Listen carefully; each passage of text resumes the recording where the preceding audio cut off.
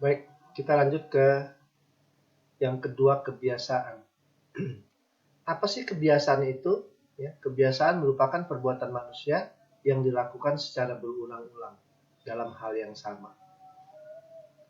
Apakah semua kebiasaan itu merupakan hukum? Jawabnya tidak. Ya, kebiasaan yang merupakan hukum hanya kebiasaan yang oleh masyarakat dianggap sebagai hukum. Atau kalau kita lihat di pasal 15AB menyebutkan bahwa kebiasaan tidaklah mungkin menimbulkan hukum hanya apabila undang-undang menunjuknya untuk diperlakukan sebagai hukum. Maka jadilah dia hukum kebiasaan.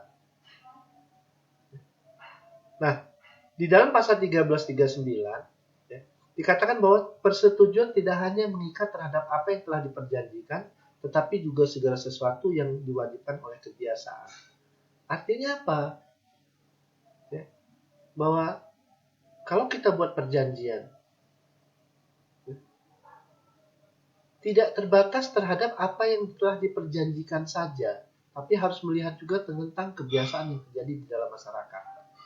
Sebagai contoh misalnya, kalau kita buat perjanjian jual beli yang objeknya beras, objeknya beras dikatakan bahwa beras talang padang. Si pembeli beras mau beli beras talang padang. Beras talang padang menurut masyarakat Lampung adalah beras yang berkualitas, beras yang bagus, bukan beras asalan yang dibeli di talang padang, bukan.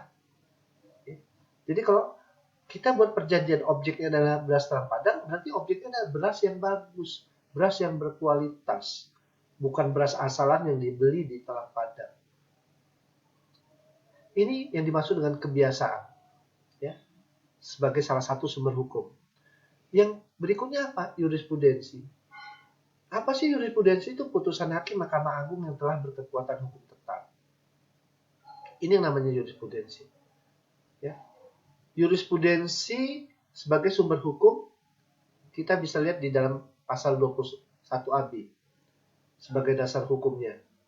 Di dalam pasal 21AB dikatakan bahwa jurisprudensi juga diakui sebagai sumber hukum formal. Sebagai salah satu sumber hukum, berarti jurisprudensi dapat dijadikan sebagai acuan untuk menyelesaikan suatu sengketa yang digunakan oleh hakim yang berada pada tingkatan yang lebih rendah, misalnya hakim PN atau hakim PT. Sehingga apabila ada sengketa yang naik ke meja hakim, hakim dilarang untuk menolak menyelesaikannya dengan alasan undang-undangnya nggak jelas, nggak lengkap, ya, dan seterusnya. Ini sesuai dengan pasal 22AB. Sehingga setiap sengketa naik ke meja hakim, hakim harus menyelesaikan. Tidak ada undang-undang, hakim boleh mencari sumber hukum yang lain. Salah satunya jurisprudensi. Karena memang kita mengenal ajas curia ius noctis.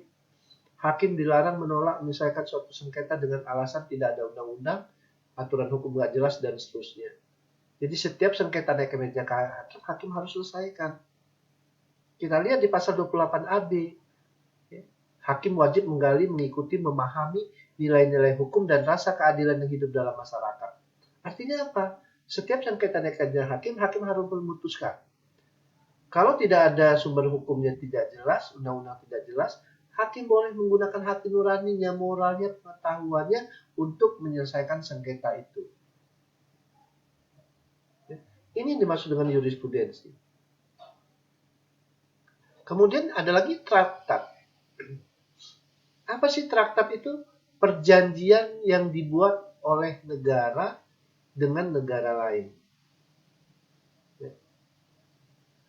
Kalau perjanjian dibuat oleh dua negara, namanya perjanjian bilateral. Contohnya perjanjian antara Indonesia dengan RRC tentang kewarganegaraan.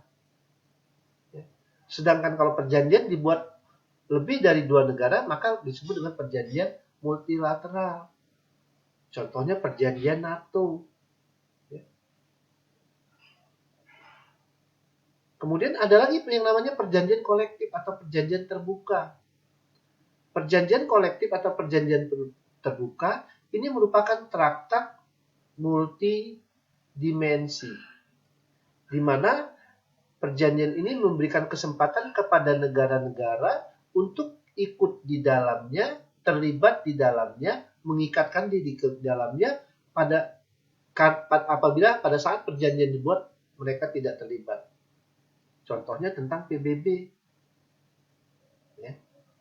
Indonesia menjadi anggota PBB yang ke-60. Ini namanya perjanjian kolektif atau terbuka. Kemudian ada yang namanya doktrin. Apa sih doktrin itu? Doktrin itu pendapat. Pendapat sarjana yang diakui baik secara nasional maupun internasional. Ini yang namanya doktrin.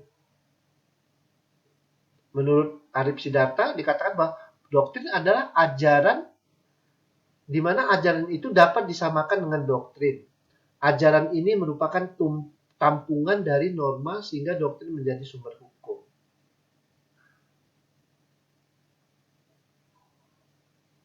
Sementara Apeldoorn mengatakan doktrin hanya bertugas membantu dalam pembentukan norma.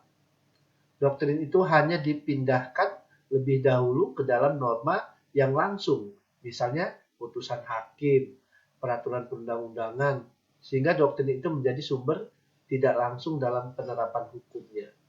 Tapi pada intinya adalah doktrin itu pendapat sarjana yang diakui, baik secara nasional maupun internasional. Doktrin sering kita kenal dengan istilah teori. Ini yang namanya pembagian hukum berdasarkan sumbernya. Ya. Dari segi material dan dari segi formil. Dari segi formil ada undang-undang, kebiasaan, jurisprudensi, traktat, dan doktrin.